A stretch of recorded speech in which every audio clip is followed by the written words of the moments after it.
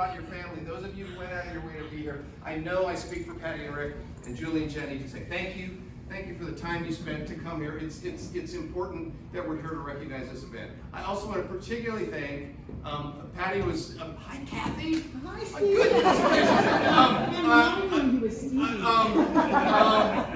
I want to reach out and give a special thanks to Julie and Jenny and to their spouses and to their family who made all this happen.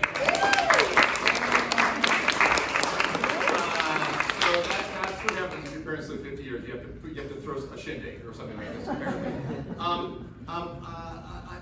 I also want to recognize that we have three, in this 3-day window, we have 3 important birthdays. One that happened yesterday, one that is happening today, and one that happens tomorrow. So I just want to recognize people, and I think we can probably pull together a version of happy birthday. Amy Moran's birthday was yesterday. Kate Park's birthday is today. And Sister Randy Park's birthday is tomorrow. So happy birthday to you. Happy birthday to you. Happy birthday, dear Brandon.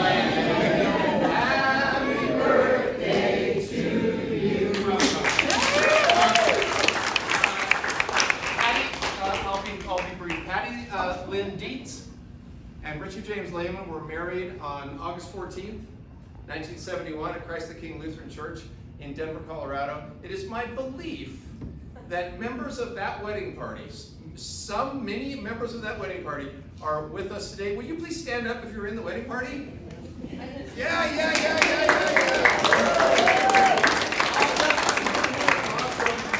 Awesome. 1971, if you don't remember, your gasoline was 35 cents a gallon. Your movie ticket was $1.50. The Broncos, not surprisingly, had 4 victories, 9 losses, and 1 tie. Lou Saban quit in the middle of that season.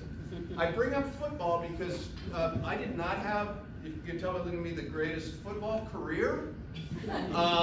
But me playing football had a little bit something to do with us being here today. I met Rick long before my sister Patty. Met Rick because Rick was my football coach. And I was maybe 10 or 11, and about, you don't even want to know. Well, those of you who watch me grow up know how tiny I was. And Rick was my football coach. He was a fantastic football coach. We had a really good team.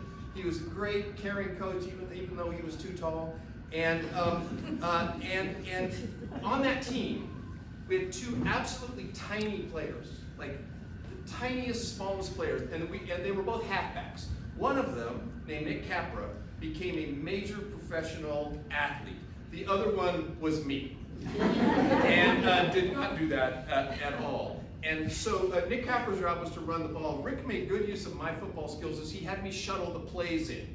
So he would whisper to me, and I would run the play, and I think then my job on each play was to stay out of the way. And so I stayed out of the way.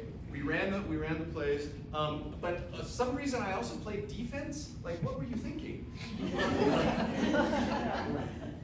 You're a good defense. Oh, I think it was a counter.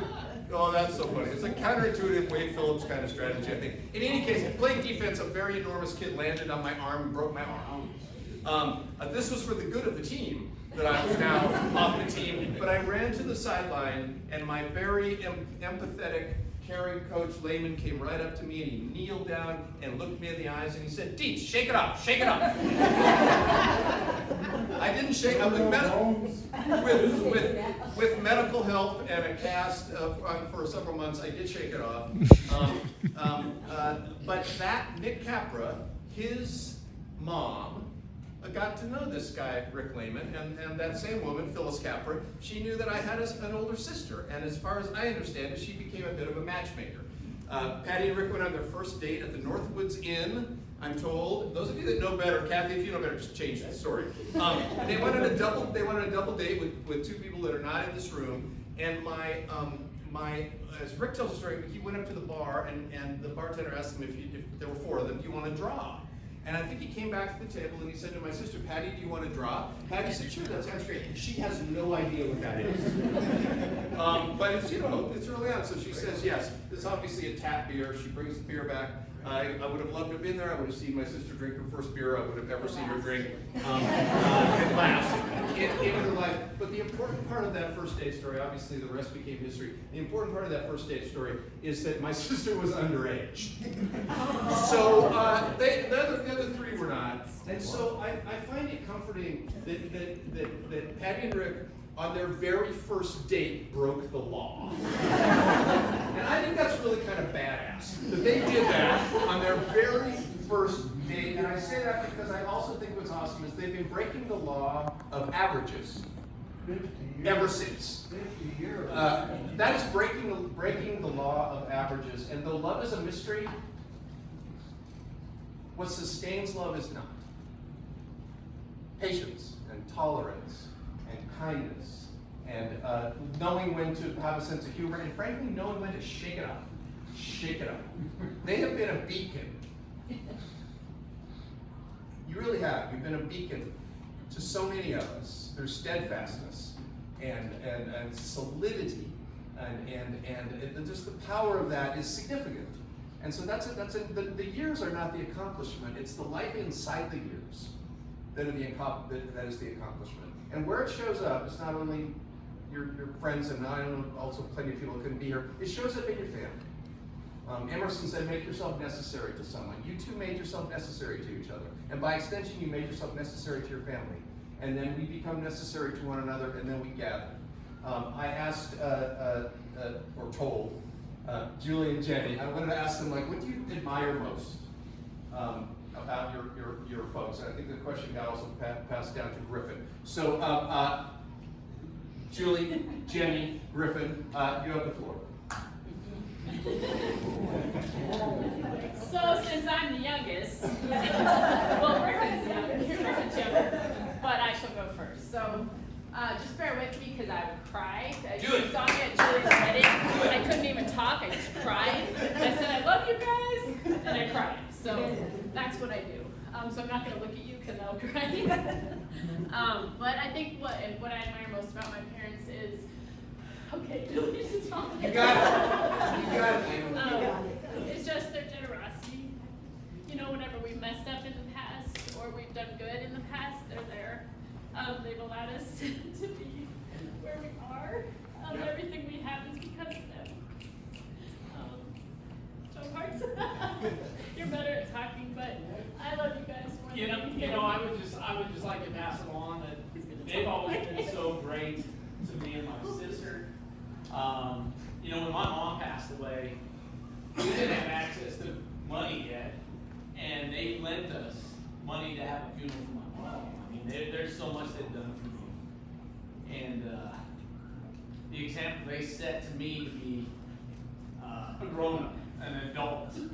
I was always running around, just having fun, not understanding how it is to be an adult. I feel like you guys have always set the example for me to how we want it. So, thank you very much.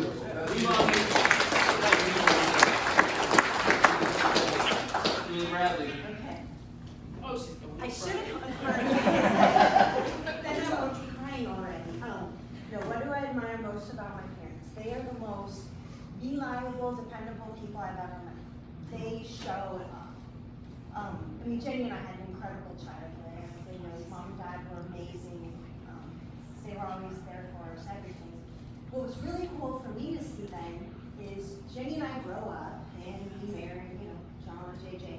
So then we're bringing more people to our mix. And Mom and Dad do the same thing. They show up if JJ and John need anything.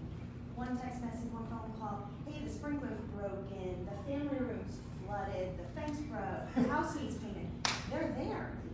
And with food, if you know my mom. It's super awesome. So then as you can see this progression, then suddenly add 5 grandkids to the mix. And then there's kind of an explosion of activities and time commitments, and Mom and Dad show up. To everything.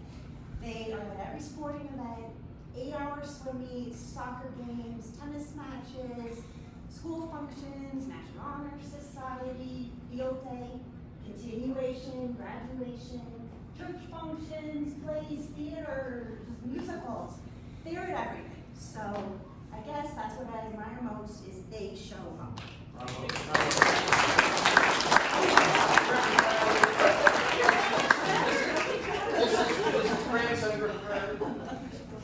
I've always felt really lucky to be able to get to live so close to my grandparents because I know a lot of people really don't have that luxury. And as I've gotten older, I've realized that I'm even more lucky having such a fantastic relationship with my grandparents as well.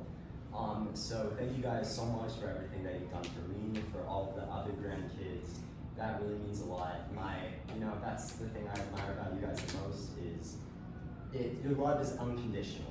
Literally, there's nothing that any of us could do to make you guys not love us and wouldn't be there for us. So I love you and happy anniversary. Unless I say I have about 20 more seconds or we're done. Anybody else like the floor? Just to say a little something? Is this going to be long? What Julie just said, 2 words, show up. Show up. That's good. That's a good T-shirt. We can smoke bar now. It's very close. This is just the. It's not a call and response to a beat. This is just a very fun repeat after me. But there's got to be some energy in it. It can't be like a bad day at Lutheran Church. It's got to have some energy in it. So this is very simple. You can raise a glass if you want. You can whatever. We're gonna say to Patty and Rick. Patty and Rick. That was pretty good. We can do better. To Patty and Rick. Patty and Rick. Happy 50th. Happy 50th. Life is short. Life is short. But love is long. Love is long. And you may now. Kiss the bride.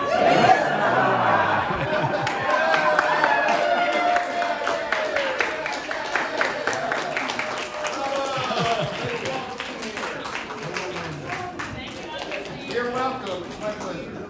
JJ, turn the